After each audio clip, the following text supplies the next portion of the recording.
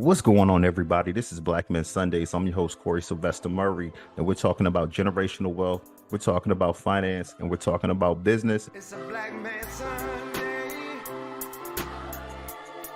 Time to put all childish things away. I refuse to be the man I was yesterday. Gotta put my best foot forward and elevate. And before we introduce today's guest, my brother Eric from Hunts, Vegas, Alabama.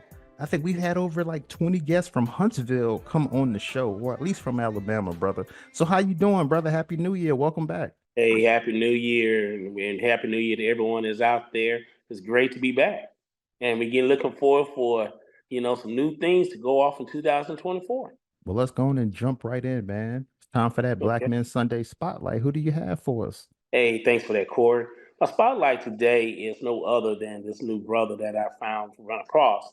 His name is Elbert Cox. Now, let me tell you what's the spectacular thing about Mr. Cox. Now, Elbert Frank Cox, he was born in Ellisville, Indiana on December 1895.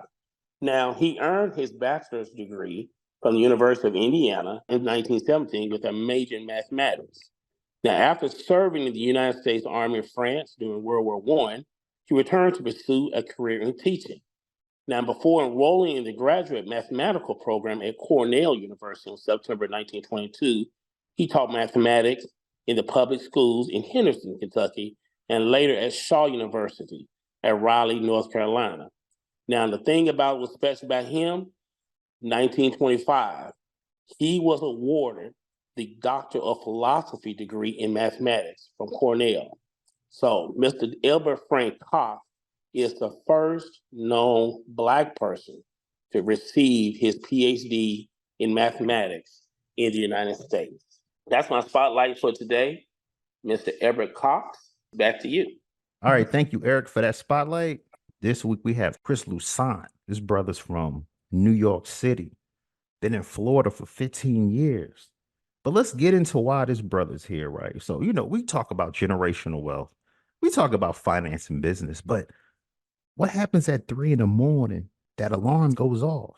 Do you turn it off and go look? Do you get your dog out? Because I have a pit bull, so I might be cute and go down there with my pit bull. But a lot of cats might close their double bedroom doors and wait for the cops to come. What do? Let me run down this brother's resume for y'all. This brother's a firearm, tactic, and communications brother. He's an expert, a law enforcement firearm instructor. This brother has over 10 years experience in high-risk security operations, management, government contracting, fugitive extraditions. So, this Black Men Sundays, we're trying to protect our wealth. This brother will give us the understanding of the importance of why we need firearms training and safety in our community. Chris Louissaint, welcome to Black Men Sundays, brother. How you doing? I'm doing good, brother. Thank you for having me on. I appreciate the opportunity.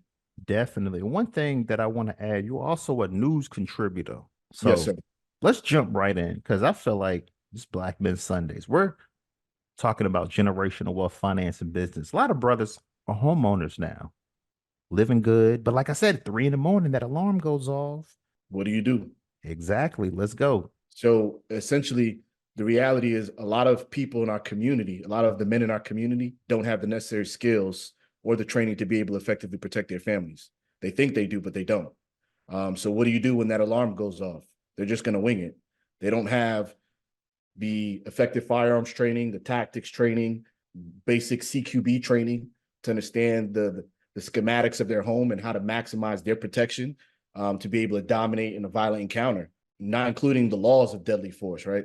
That's why we see some of the things that we see. Definitely, man. And this Black Men Sundays, generational wealth. This brother has his own private gun range, owns the land. This brother's family has rental property. So when we talking about generational wealth, let's talk about that a little bit, man. You own a private gun range. How did that happen?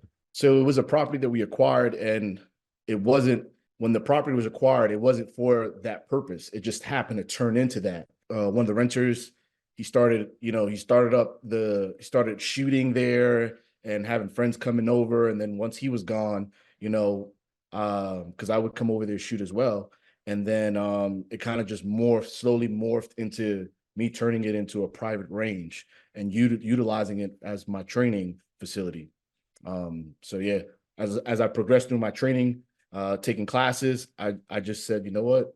Yeah, man, I actually have the perfect spot, and I didn't even know that. So just to clarify, if I wanted to come by and learn some things, I can utilize that range. Definitely.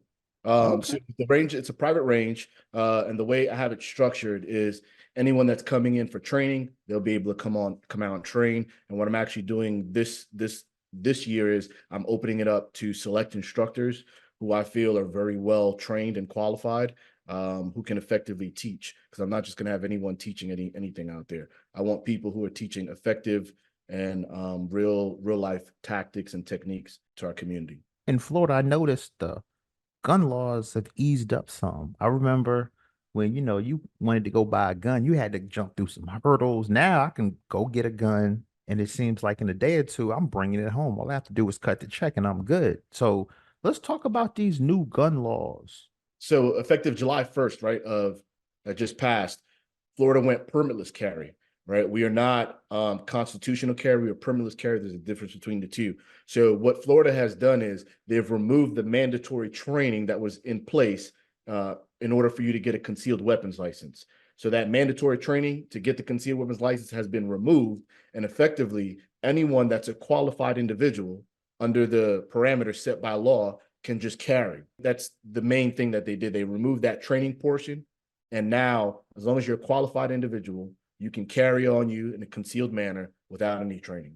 Now let's talk about the misconceptions, because when I first saw the law, but the way I misinterpreted it was, okay, as long as I had the money, they're not background checking, and I can go get a gun. I could go in the store and get a gun right now, $300, boom, I'm out and I'm good. Is that true or no?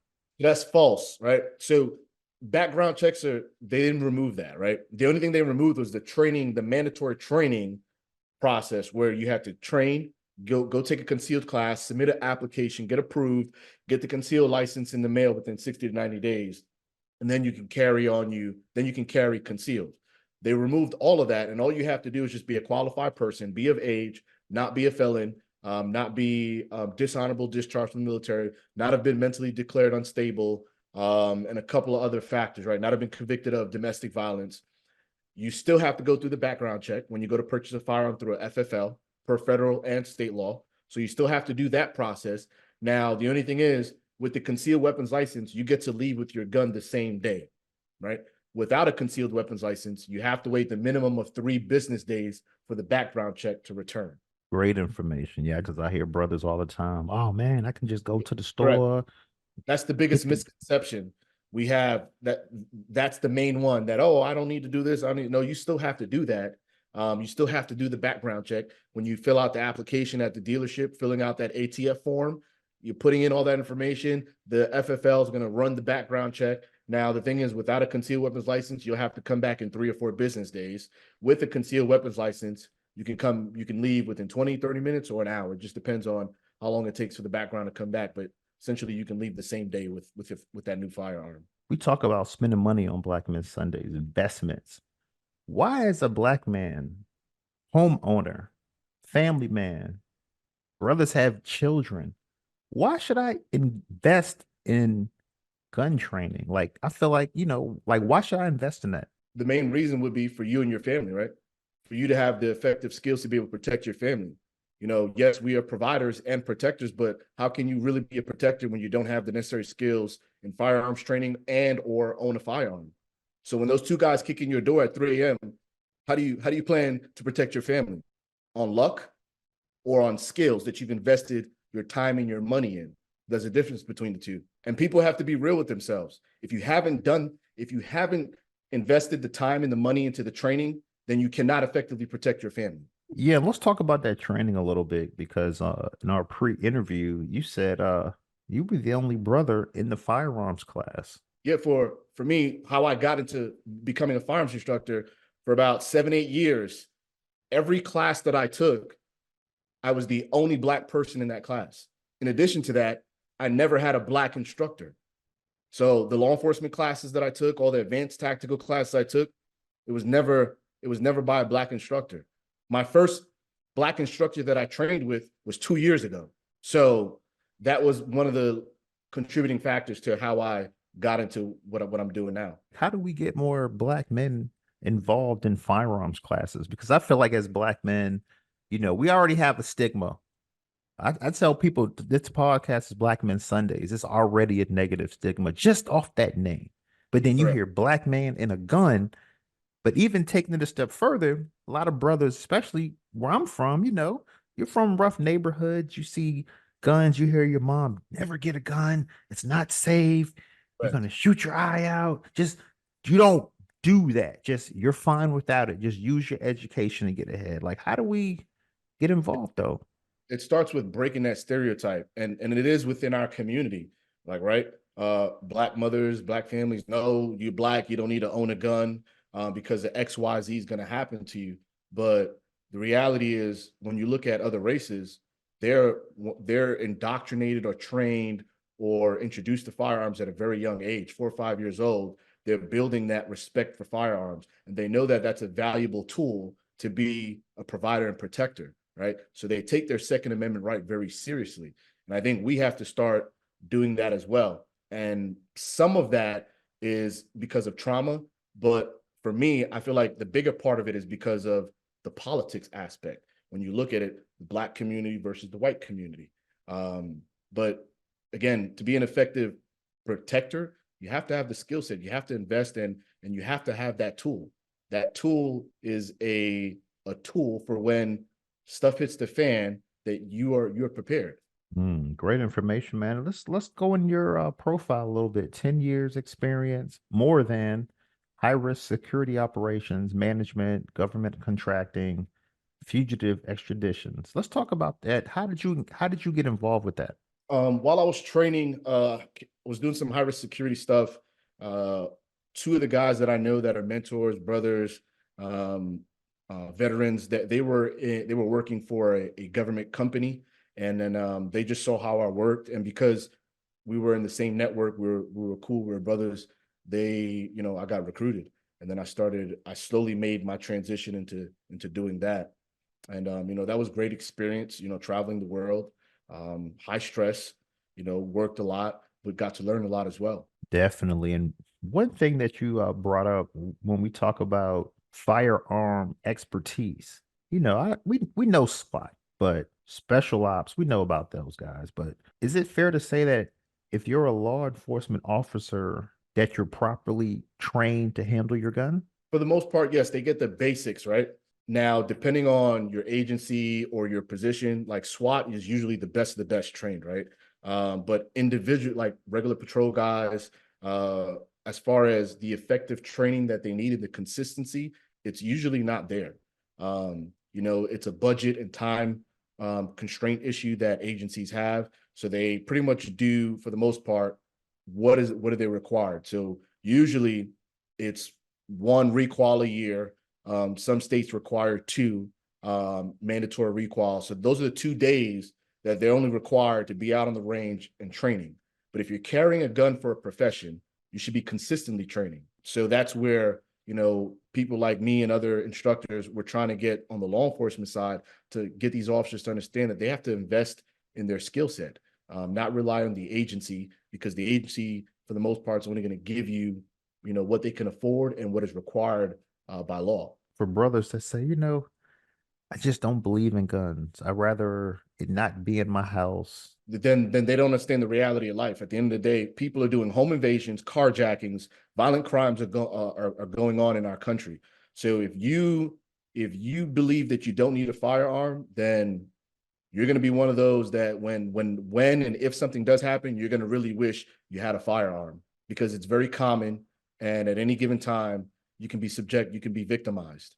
And part of being a provider and protector is you need to plan for these types of things. How do you plan by that? You train, you invest in that. You be proactive, not reactive. You don't wait till, all right, I'm a victim, I got carjacked. And if you survive that carjacking, now you want to pick up a firearm. Now you want to do this after you and your family have been victimized, versus start planting that seed now, Just like we have car insurance on our cars, right? We get that insurance before the accident. Why are we not doing that with firearms? I talked about why we should invest in gun training, but let's talk about from a financial point of view, like how much money will that cost? It kind of depends. I tell people, so when people call me and ask me that, I say, well, how much is your family worth? How much is your family worth to you? Then that'll determine how serious you are and how much you're willing to put into your training. But essentially, I tell people, you know what, if you can manage to take 2 or 3 classes a year, anywhere from, depending on the type of instructor you're dealing with, it could be anywhere from $200 up to maybe $600, $700 for these advanced tactical classes. But you're getting, advanced information and tactics to be able to protect yourself and your loved ones on an advanced level. So for me, I usually, even as an instructor, I spend about 15 to 20 grand a year just on training. That's pretty much my minimum, because of what I do and because of the importance of, I want to be able to dominate a violent encounter if I'm subjected to it. Why is it so important for Black men to be armed and trained? I think when we look at the history of our country, right, let's just go back to the dark history of our country, right? We've always had to fight for things, right? Our people, there's the history of this country as far as with victimizing us as Black people and our communities, right, oppressing us. One of the main reasons why it went on for so long was because our people didn't invest or take arms, right? Had they done that collectively, now you're making that playing field with your oppressor even, right? Because now they're armed, now I'm armed. But just fast forward to currently in our society, because it's a tool to be able to protect yourself. Me personally, my experiences, I've been involved in a few deadly force encounters. So I'm always an advocate for that because I deal with people who've been victimized. As a deadly force expert, I work on cases, I see stuff, I've seen people who are killed.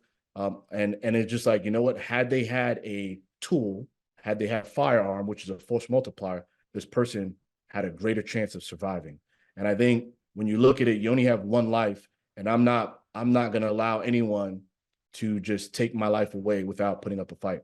And it's also exercising our Second Amendment, right? When you look at the wave right now, Black women have been the #1 gun buyer in this country for the last 3 years.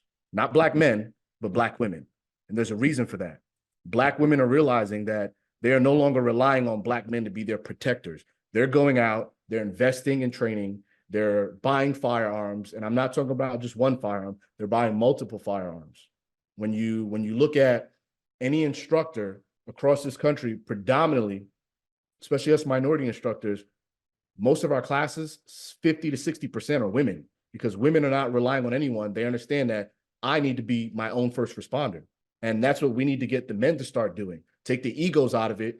You don't know it all. You have a family. You should be investing in your skill set to be able to protect your family.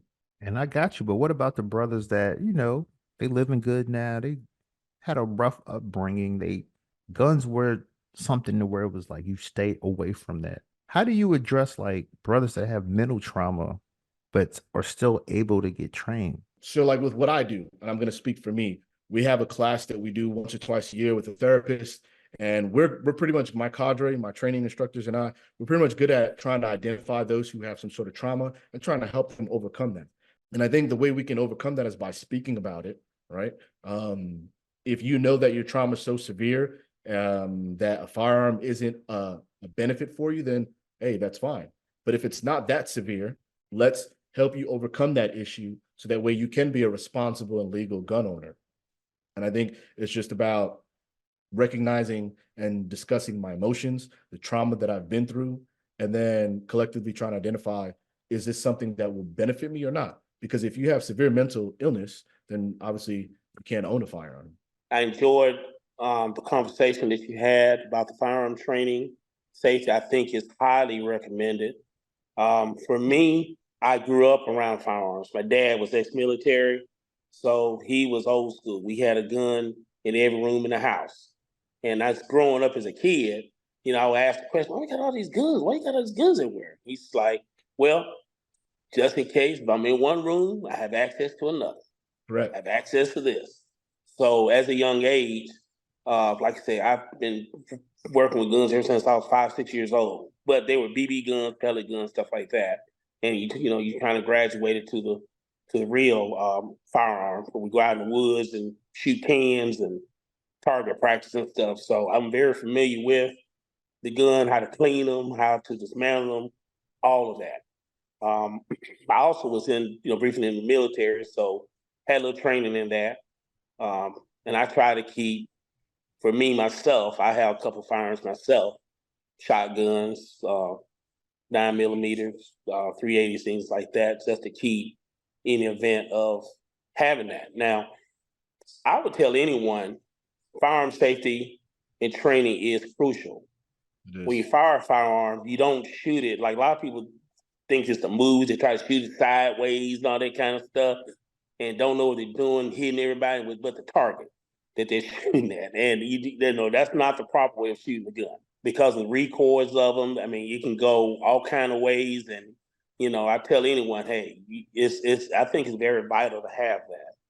Even with the shotgun that I keep, I tell anyone, if I had to put my gun out, I'm going to shoot you. I'm not going to hesitate. Now, the first round may be a beanbag I put in just to let you know I'm not playing. But the second one's going to be an actual, it'll be an actual pellet, not pellet, but actual round that will hit you. But yes, I believe in that. I mean, everyone should have it. Women especially, go to the range. Shoot. I mean, I used to do that too. We have a range here in Huntsville. Every so often I go out. Just stay familiar with your gun, at least once a month, maybe twice a month, so that I don't get, so you just stay familiar with with your gun, know what you're shooting, and the characteristics of it. Correct. But yeah, I mean, like I say, I applaud what you're doing. I think it's a necessary training that everyone should have, at least be familiar with it. A lot of people are scared of guns, and guns is not a scary thing if you're comfortable, if you become comfortable with it. The reason why a lot of our people are scared, the main reason that we've come across is it's the lack of knowledge, right? Right. So when like our teaching approach, we do a crawl, walk, run method. So I know that you're scared of guns because guess what? As a Black person growing up, I was scared and terrified of guns too. Because my mom, no, Black man with a gun, or you stay away from guns and this and all this stuff. So that was my thought process. Guns was horrible. It was, no, and guns don't apply to you. No, you shouldn't be carrying or owning guns. But then once I started to become educated, the fear side of it, each time I started taking a training class, each time I started manipulating a gun in a safe manner and started using a firearm and saying that I can do it safely, it started taking away from that fear. So what we do is we chip away that fear that you have by imparting knowledge. When we impart the knowledge, we have you now demonstrate the knowledge that you've just learned. You're reinstilling confidence. So we're taking away the fear, we're imparting confidence, and you're seeing the work. You're seeing the end result by you being able to safely handle the firearm and understand the firearm safety principles. Which we had more African American range masters. That's what I'm trying to say. Range masters. Yep. Aboard to show the proper use of using a gun. So yeah, and that's what we're trying to do as well. Spark that change because we have people that are starting to come into the firearms training world, but we want people to understand that you have to invest your time into your training before you can start going to train others. Right.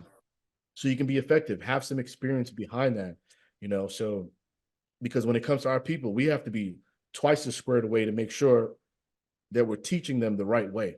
Because if we don't, it's a critical mistake, not only just them possibly losing their lives, but them ending up on the other side of the law. So that's why the training aspect, we have to be so squared away.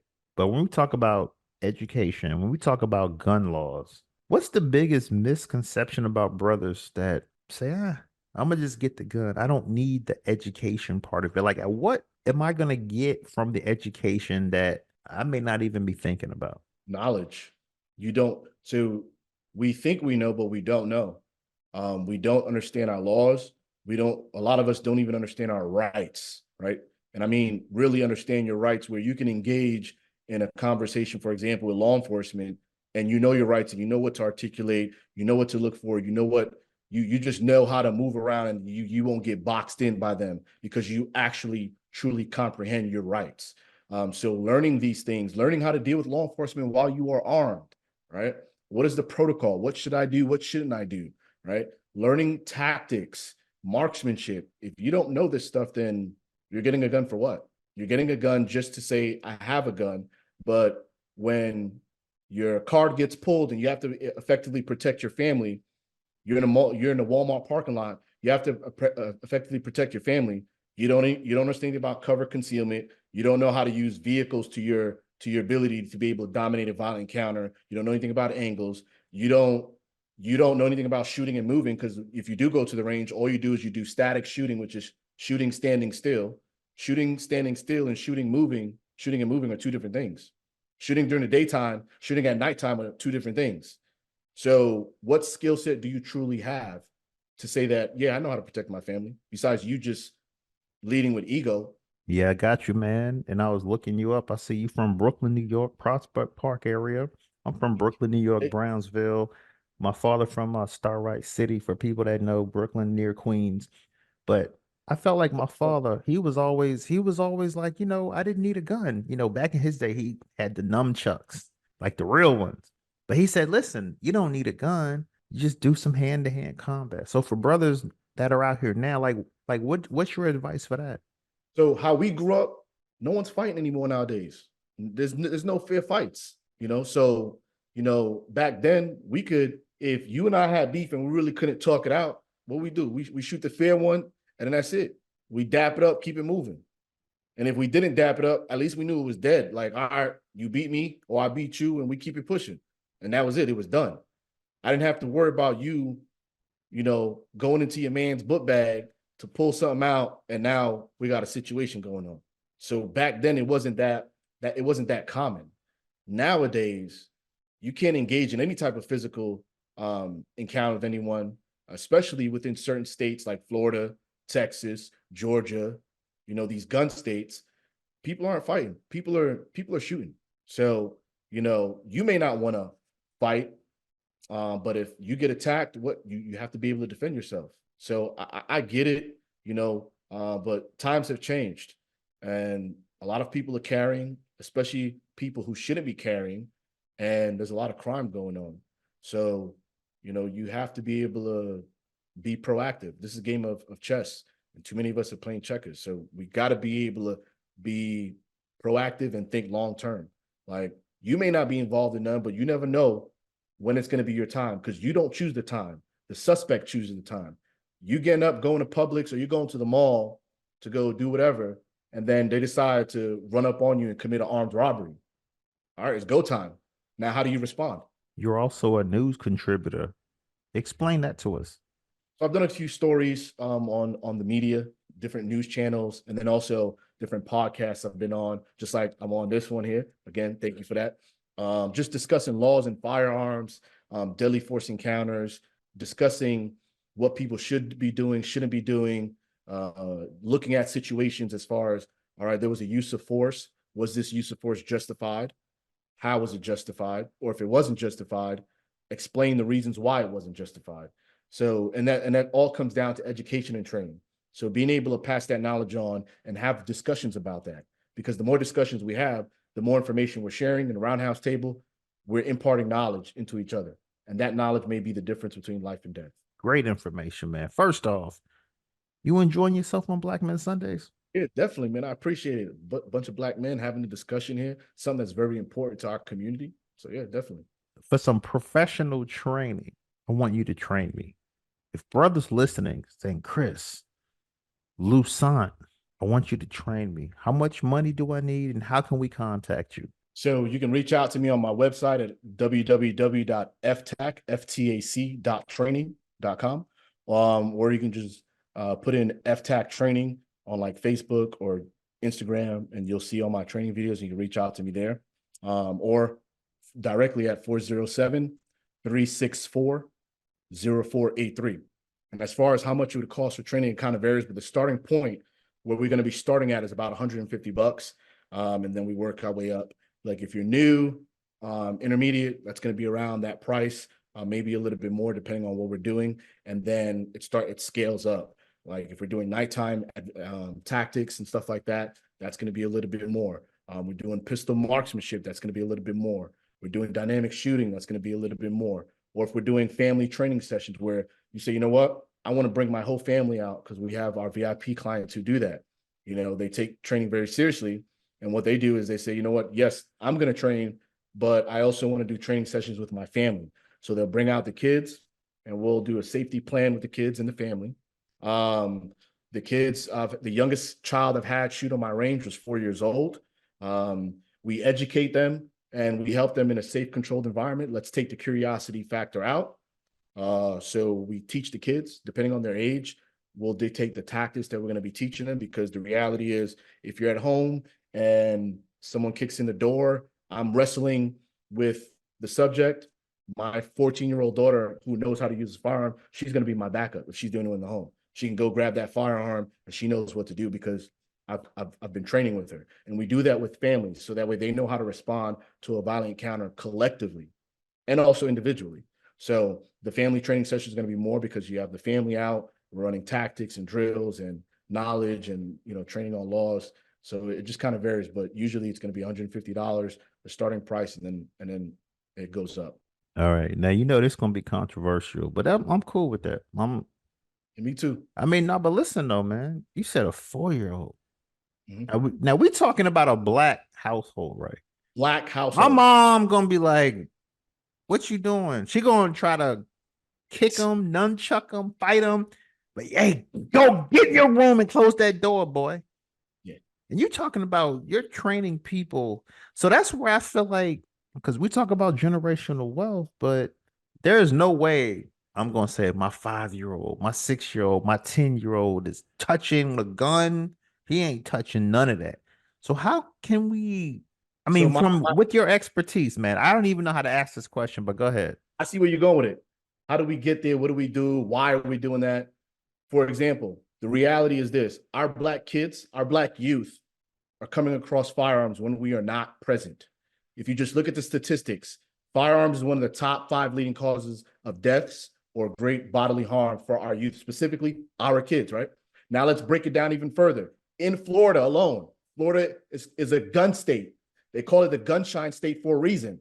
It's at a higher rate, top 3. So why are we not educating our kids on what to do, what not to do? We have fire drills.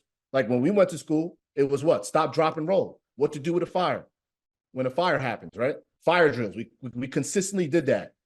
20, 30 years later, I still know it. It's still stop, drop, and roll, right? It's been embedded into me.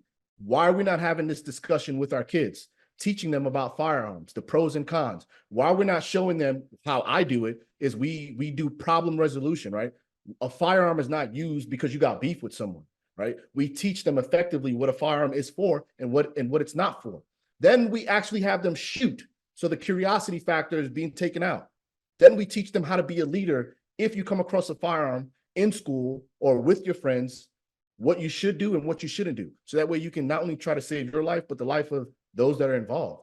These are the discussions, these are the trainings that our kids need, because why they're coming across it. And when they come across it without the proper training, it's just a bad situation that's going to happen. Someone's going to get shot and or killed. How do we minimize that? With training. All right. Now I know some parents going to be losing it hearing this. So for the parents out there, oh my gosh, I don't want my son touching a gun.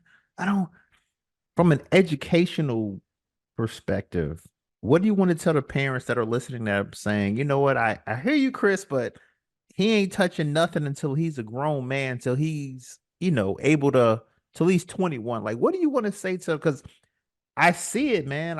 I see what you're saying, but in our community, man, it's like, and I'm going to call it for what it is. It's ignorance, straight up. Because you know what, when you look at the data and you see our young kids are coming across firearms in schools at a high rate, right? Why are we not willing to at least have a discussion with them about it? I get you don't want them to shoot. That's fine. I have some kids that haven't shot, but you know what? At least come to the class and get educated. They don't have to shoot, but let's have the discussion. Let's challenge their way of thinking and help change that, right? Let's address the issues within our culture, what you shouldn't do, what you should be doing, right? For example, a lot of these kids, before these shootings happen in these schools, before something happens, like someone gets hurt, they know who has the gun, where the gun is at. They've seen the gun more than one time. And you know what the leading thing is? Why these kids don't say anything? Because they don't want to be labeled as a snitch. So when you know that, now I know how to combat that. How do I combat that? When you come to my class, I teach you methods and I challenge you and I put these kids in situations where at the end, you know what they all say? Like, wow, I didn't even realize that. Because I know the approach that I need to take for them to understand the bigger picture. And then they realize, well, I'm not snitching. I'm being a protector. I'm looking out for my friend. That's my best friend. I care about him. I'm not snitching. I'm just making sure he's safe because he doesn't know what to do with that tool that he has in his possession. And if I don't say anything to protect him, I'm going to be complicit if he gets hurt. And how is that going to weigh on my emotions? How is that going to make me feel? That I could have saved his life and I didn't because I chose to stay quiet. So when we have these discussions at the table, you'd be surprised at how these kids start changing. What they first start saying in the beginning, and at the end, they realize the bigger picture, and they're like, oh, well, it's not snitching. It's me looking out. Like, I got to protect him. His intent may not be to hurt anyone, but you have to understand that he's in possession of something that he knows nothing of, and it's going to lead to either him or someone else getting hurt. So it needs to be stopped right away. And how do we stop it? We notify a teacher. And how do we notify a teacher? We go into all of that. So it's not all about just shooting. It's about the discussion, the education, the educational piece. The shooting is just a plus. Okay. Great. Hey, man, great information, man. Chris Louissaint, thanks for coming on Black Men Sundays. Thanks for spending time with us this Sunday, man. I want to link up with you. Oh, my last question before I forget. For brothers and sisters that say, but I don't have anything to shoot with if I come to your range. I'm new, I've never shot before. Do you already have guns available, or do they need to purchase that before they can come? Yeah, I have that available for those who don't have a firearm, firearms and ammo and all that stuff. So that's available for those who need it when they're coming out to train. Definitely. Because we know that a lot of people in our community don't have that, right? They want to go in, they want to take some training, but then they know that I don't have a firearm, and then they just say, you know what, because I don't have a firearm, I'm not going to take the class, or I'm not going to take any type of training, when you don't need a firearm because we provide it for you if you don't have any. For brothers that say, man, I hear that, man. I hear Chris Louissaint, man. I hear him, I feel him. But man, I don't want no guns in my house. I got sons, I got daughters. I might be the Black Brady Bunch, but you don't know that. I don't want a gun in my house. I seen news stories. You know, I'm a news photojournalist. You've seen the stories where the kid went in daddy's closet, shot himself up, shot his eye out. You hear all of that. So if a lot of single sisters that are like, nah, man, I don't want my son doing none of that. I'd rather just lock us in the room, let the ADT alarm go off, and we just gonna hold each other and pray till the police come. I'm gonna say I got two different responses that I'll say. Number one, yes, you if you choose not to get a firearm, that's fine, and wait on law enforcement, that's fine. Average law enforcement response time in this country right now for 2023 was 14 and a half minutes. A lot can happen in 14 and a half minutes. So with that being said, if you choose to get a firearm, that means you can instantly protect yourself and your child, right? Now, yes, you have kids in the household. That's why we have gun locks, gun safes, and that's why training is so imperative. The reason why when people say these stuff about the kids getting access to the guns, why kids get access to the guns is because of negligence. The adults in the household are not properly trained themselves. They're negligent by leaving the firearms accessible to these kids. And then curiosity kills the cat. These kids now gain possession of the firearm and they do what kids do, which is stupid stuff. If you are an educated person and you follow safety principles, there's no way that this situation is ever going to happen to you. It only happens when you break one or more of these principles, and then the end result is death or great bodily harm. And it's all about negligence. So if you're not a negligent gun owner, you're responsible and you do your due diligence, you don't have to worry about any of that. But when you don't do your due diligence, that's when these situations occur. So if you get trained and you're consistent and you invest in your training, you don't have anything to worry about. And then at some point, when you deem that child is right, is good enough for it, then maybe you can start introducing just some safety habits and just a basic firearm safety to that child, for that child to understand that this is a tool. It is not a toy. You don't play around with it and you don't touch it. I got one last question because I just can hear some of my brothers. We don't need no gun, man. We educated. We got these nice homes. We got the wife making money. Our kids are good. We live in a nice community. We haven't had crime in here in like 20 years. The neighbors look out for each other. We're safe. I feel like a gun is gonna create problems in my household. Then, and we have people who are like that, but you have to understand you're living good, driving good, eating good. There are people on the other side of the fence that aren't living good, that aren't driving good, aren't eating good, and you are a prime target. So I want to take what you have. I'm not willing to work for it, but I want to run up in your house and take what you have, and I will do it at all costs. So how do you combat that? So yeah, you're eating good, you're living good, but they're dedicated to taking what you have at all costs, and yet you haven't done anything to protect yourself. Yeah, you got an alarm system, you got a gate, even if you got a dog, because guess what? Two armed people come to your house. You got a dog. All right, I put one in the dog. Now the dog is down. Now what's left? Alarm system. By the time it notifies law enforcement, you don't know what the response time is going to be. So what else is left? We kick in your door. What else is left? You have a knife. I have a gun. How is that even? But if you have a gun, I have a gun, but yet I have more skills and more training than you. Guess who has a greater chance at dominating that encounter? And that's what I just tell people. It's your life, your choice. But understand, just because you're living good does not mean you are untouchable. You are at the top percentile. Why? Because you're driving that nice car. While we are out, we see you driving that car. Man, we want that car, so we're going to take it. So we're going to follow you home. And because you're not paying attention, you don't know anything about situation awareness. You don't know how to identify when someone's tailing you, right? So now you drive to your home. Guess what? Now we know where you live. We're like, man, he got a nice crib. You know what? We may not come back tonight. We're not going to hit him tonight. We're going to watch him for a couple of days, because those who are really smart and been around, been in the system, that's what they do. They do their surveillance, right? Their counterintelligence. So they watch what's going on, watch your movement, and do all that. And then they know when to hit. And what are you going to do? As a provider and protector, as a man of the house, you get victimized. How do you feel? How do you think your wife's going to look at you? These are things that you need to think about, that you could have protected us, but you chose not to, because you didn't want to have a gun, because you didn't believe in guns. But yet we got two guys that came in and victimized us. Your family's probably never going to be the same. More than likely, you're probably going to lose your family, because we've seen it happen. Wow. So these are real life things that within our community, we have to have these discussions, because guess what? These discussions are going on in the white communities. That's why they take guns so seriously. That's why they spend their money on training, and they will always spend their money on training, because family is the lifeline. They want to be able to protect their family, and we should be doing the same. Well, there you have it, man. Chris Louissaint, FTAC, firearm tactic and communications expert. This brother has his own gun range. Chris Louissaint, thank you for coming on Black Man Sundays. I appreciate you. It's a Black Man Sunday.